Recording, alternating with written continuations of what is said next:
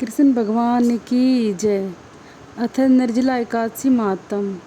श्री भीमसेन बोले, हे पितामह, भरत, युधिष्ठिर, माता कुंती, द्रौपदी, अर्जुन, नकुल और सहदेव आदि एकादशी के दान व्रत करते हैं और मुझसे एकादशी के दिन अन्न न खाने को मना करते हैं।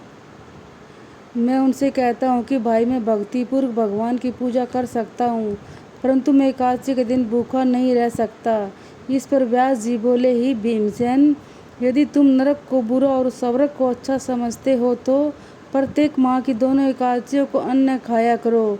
इस पर भीमसेन बोले, हे पितामह, मैं आपसे प्रथम कह चुका हूँ कि मैं एक दिन भी, एक समय भी भोजन किए बिना नहीं रह सकता। फिर मेरे लिए पूरे दिन का उपवास करना बहुत ही कठिन है। यदि मैं प्रयत्न करूँ तो एक व्रत अवश्य कर सकता हूँ। अतः आप मुझे कोई एक व्रत बतलाइए जिससे मुझे स्वर्ग की प्राप्ति हो। श्री व्यास जी बोले, हे वायुपुत्र, बड़े बड़े ऋषि मुनि और महर्षियों ने बहुत से शास्त्र आदि बनाए हैं कि मनुष्य को दोनों पक्षों की एकादशियों का व्रत करना चाहिए, इससे उन्हें स्वर्ग की प्राप्ति होती है। श्री व्यास जी के वचनों को सुनकर भीमसेन नरक में जाने के कारण अत्यंत भयभीत हुए और लता के समान कांपने लगे। वह बोले, हे पितामह, अब मैं क्या करूं, क्योंकि मुझसे व्रत नहीं हो सकता, अतः आप मुझे कोई एक ही व्रत बतलाइए जिससे मेरी मुक्ति हो जाए।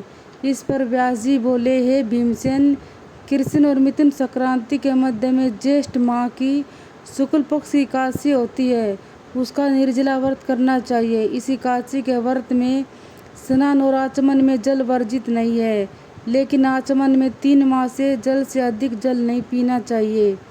इस आचमन से शरीर की शुद्धि हो जाती है। आचमन में 7 माह से अधिक जल मद्यपान के समान है। इस दिन भोजन करने से व्रत नष्ट हो जाता है। यदि सूर्योदय से सूर्यास्त तक मनुष्य जलपान न करे तो उसे 12 एकादशी के फल की प्राप्ति होती है। द्वादशी के दिन सूर्योदय से पहले ही उठना चाहिए और स्नान करके ब्राह्मणों को यथाशक्ति योग्य दान कर देना चाहिए। इसके पश्चात भूखे ब्राह्मण को भोजन कराना चाहिए, तत्पश्चात स्वयं भोजन करना चाहिए। इसका फल संपूर्ण एकादशियों के फल के बराबर है। ये भीमसेन, स्वयं भगवान ने मुझसे कहा था कि इस एकादशी का पुण्य समस्त तीर्थों और दोनों के पुण्य के बराबर है। इस दिन निर्जल रहने से मनुष्य पापों से मुक्त हो जाता है। जो मनुष्य निर्जल एकादशी का व्रत करते हैं उसको मृत्यु के समय भयानक यमदूत नहीं दिखते। उस समय भगवान विष्णु के यमदूत स्वर्ग से आते हैं और उनको पुष्पक विमान पर बिठाकर स्वर्ग को ले जाते हैं। अतः संसार में सबसे श्रेष्ठ निर्जला एकादशी का व्रत है।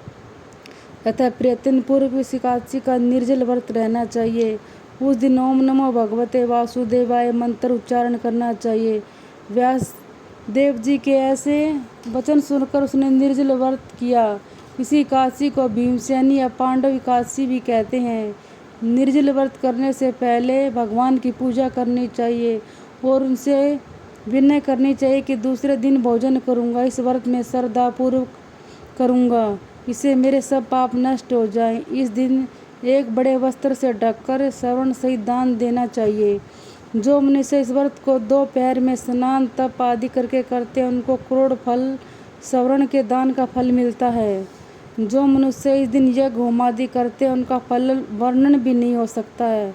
इस निर्जला एकादशी के व्रत से मनुष्य विष्णुलोक को जाता है। जो मनुष्य इस दिन अन्न खाते हैं उन्हें चांडाल समझना चाहिए और अंत में नरक में जाते हैं। ब्रह्म हत्यारे, मद्यपान करने वाले, चोरी करने वाले, गुरु से द्वेष करने वाले, असत्य बोलने वाले इस व्रत को करने से स्वर्ग को जाते हैं। हे कुंती पुत्र, जो पुरुष या स्त्री इस व्रत को श्रद्धापूर्वक करते हैं उनका निम्नलिखित कर्तव्य उन्हें सर्वप्रथम विष्णु भगवान की पूजा करनी चाहिए, तत्पश्चात गौ का दान करना चाहिए। उस दिन ब्राह्मणों को दक्षिणा, मिष्ठान आदि देना चाहिए। निर्जला के दिन अन्न, वस्त्र, छत्र, उपानय आदि का दान करना चाहिए। जो मनुष्य इस कथा को प्रेम पूर्वक पढ़ते व सुनते हैं उनको स्वर्ग की प्राप्ति होती है। ओम नमो भगवते वासुदेवाय।